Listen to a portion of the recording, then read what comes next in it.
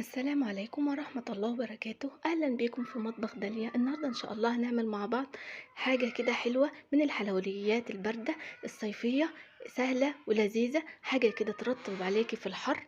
شايفين يا جماعة شكلها عامل ازاي؟ وكمان لذيذة جدا ومغذية. وقبل ما ندخل على الطريقة ياريت تعملي لي لايك واشتراك في القناة، ويلا بينا نسمي الله، صلي على الرسول ونشوف معانا ايه. اول حاجة معايا هنا كيلو من اللبن او الحليب بالشكل ده كده، طبعا كان مغلي قبل كده.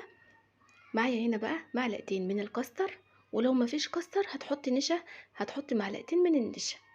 انا حطيت هنا معلقتين من الكاستر، وهحط كمان معلقتين كبار من السكر.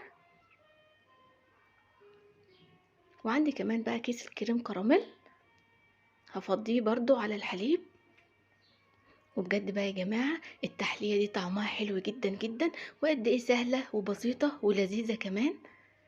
فضيت كده كيس الكريم كراميل وسبت الكراميل بقى على جنب. هقلب بقى كل المكونات بتاعتي دي كده على البارد الاول لحد ما اخلط كيس الكريم كراميل مع الكاستر والسكر، وبعد كده هرفعها على النار. طبعا بقى رفعتها على النار يا جماعة، وطبعا بقى ايدي في تقليب مستمر كده بالشكل ده كده، علشان طبعا ما يكتلش منك، وهي ما بتبقاش تقيلة، يعني الوصفة بتاعتنا دي بتبقى خفيفة شوية كده. خلاص بقبقت كده معايا بالشكل ده كده يا جماعة، وشايفين بقى القوام بتاعها. خلاص بقى هطفي عليها النار بالشكل ده كده اهو. وبعد كده جهزت بقى البولات بتاعتي، اي بولات عندك بقى، اي طباصي، اي حاجة. الاول كده معايا هنا الكوباية دي هملاها كده يا جماعة بالشكل ده كده من الخليط بتاعنا،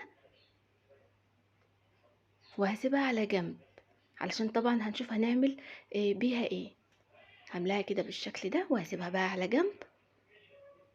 وبعد كده عندي بقى هنا البولات بتاعتي، هبدأ بقى احط كده في نص البولات بتاعتي، يعني في كل طبسية او بولة هتحطي نصها لحد طبعا ما تخلصي الكمية بتاعتك كلها.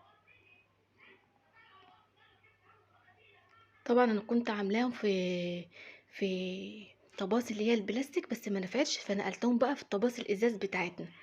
وكده شكلهم يا جماعة هسيبهم بقى حوالي ساعتين في التلاجة، وبعد كده هنشوف هنعمل بيهم ايه. بعد كده جبت هنا الكوباية اللي كنت مليتها كده يا جماعة اول مرة بالشكل ده كده، طبعا بعد ما سقعت خالص. كان انا سبت الكوبايات بتاعتي في التلاجة حوالي ساعتين. فضيتها كده في الطبق، ومعايا كمان معلقتين كبار من الكريم شانتيه، وعندي كمان نص معلقة صغيرة من الكاكاو الخام علشان بقى نغير لونها، وعندي حوالي ربع كوباية من الحليب او اللبن، طبعا يكون ساقع.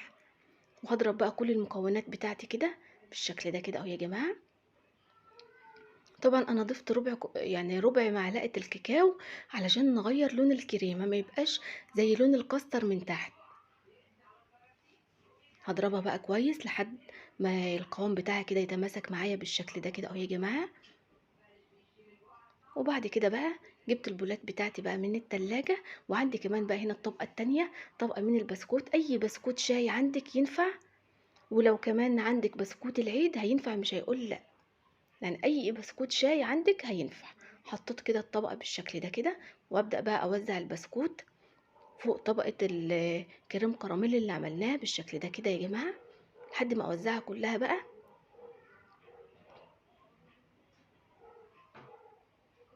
وبعد كده عندي كمان كيس الكريمه اللي عملناها، فضيتها في كيس حلواني، وهبدأ بقى ازينها كده فوق البسكوت، ودي كده تالت طبقة.